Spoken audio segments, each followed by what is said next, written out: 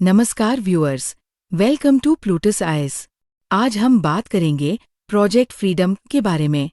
ये straight of Hormuz में फंसे जहाज़ों को आज़ाद कराने का एक बड़ा प्लान है। प्रेसिडेंट ट्रंप ने इसे इंटरनेशनल ट्रेड और सिक्योरिटी के लिए बहुत ज़रूरी बताया है। चलिए, इस पूरे मिशन की डिटेल्स को अच्छे से समझते हैं। सबसे पहले इस क्राइसिस की बैकग्राउंड को समझते हैं। स्ट्रेट ऑफ होर्मुज में बढ़ते तनाव की वजह से मिडिल ईस्ट में काफी सीरियस सिचुएशन बन गई है। इसकी वजह से दुनिया भर का बिजनेस और ग्लोबल इकोनॉमी खतरे में है। ये मामला अब बहुत बड़ा बन चुका है और इसका हल निकालना बेहद जरूरी है। अभी वहां 1000 से ज्यादा कमर्शियल जहाज फंसे हुए हैं। ये जहाज ऑयल और दूसरे जरूरी सामान लेकर जा रहे थे। 20,000 से ज्यादा सेलर्स वहां कैद हैं, जिनके पास अब खाने पीने और दवाइयों की भारी कमी हो रही है। यह अब एक बड़ा ह्यूमैनिटेरियन क्राइसिस बन चुका है। ये रास्ता पूरी दुनिया के लिए इतना इम्पोर्टेंट क्यों है, इसे समझना जरूरी है।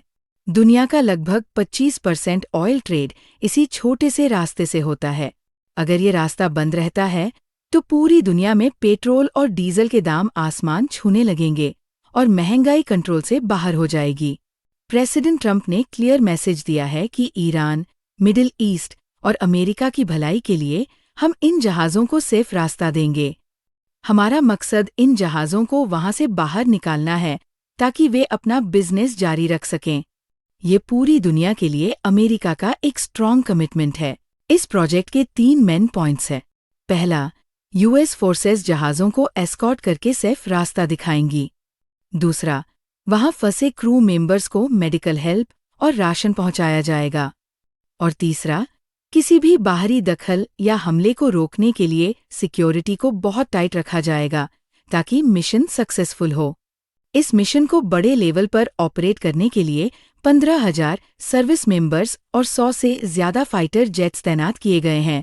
इसके अलावा गाइडेड मिसाइल डिस्ट्रॉयर्स और हाईटेक ड्रोन्स का इस्तेमाल किया जा रहा है ताकि पूरे वाटरवे पर कड़ी नजर रखी जा सके और जहाज़ों को प्रोटेक्ट किया जा सके। मिलिट्री एक्शन के साथ साथ डिप्लोमेसी पर भी पूरा फोकस है। तेहरान ने एक 14 पॉइंट का पीस प्लान दिया है, जिस पर अभी डिस्कशन चल रहा है। पाकिस्तान इस मामले में मीडिएटर का रोल निभा रहा है ताकि बातचीत के जरिए इस पूरे मसले का कोई परमानेंट सॉल्यूशन निकाला जा सके। जैसे ही प्रोजेक्ट फ्रीडम का अनाउंसमेंट हुआ, ऑयल मार्केट में पॉजिटिव असर दिखने लगा। कच्चे तेल के दाम जो $126 तक पहुंच गए थे, अब धीरे धीरे नीचे आ रहे हैं। मार्केट को अब पूरा भरोसा है कि ग्लोबल सप्लाई चेन जल्द ही फिर से नॉर्मल हो जाएगी। अगर हम इवेंट्स की टाइमलाइन देखें तो ये क्राइसिस फरवरी के आखिर में शुरू हुआ था।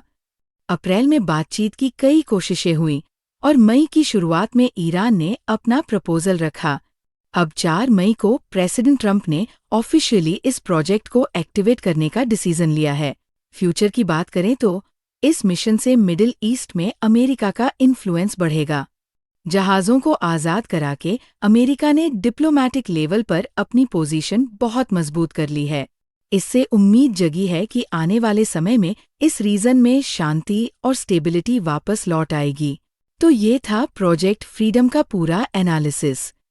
ये सिर्फ जहाज़ों को बचाने का मिशन नहीं है, बल्कि ग्लोबल इकोनॉमी को बचाने की एक बड़ी कोशिश है।